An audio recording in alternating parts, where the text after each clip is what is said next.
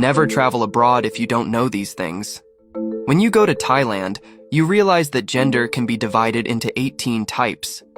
When you go to the Netherlands, you realize this is a country of giants, where elementary school students are all over 1.8 meters tall.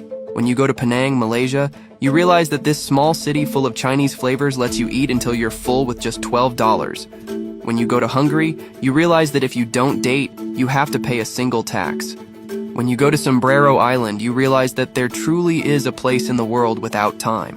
When you go to New Zealand, you realize there isn't a single snake there.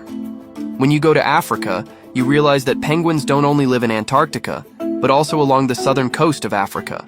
When you go to Egypt, you realize that the area around the pyramids is not a vast desert, but a densely populated city. When you go to Iceland, you realize there isn't a single mosquito there.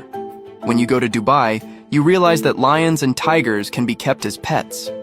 When you go to Germany, you realize that working overtime is against the law. When you go to Northern Europe, you realize that men stay at home to take care of children, while women go out to work.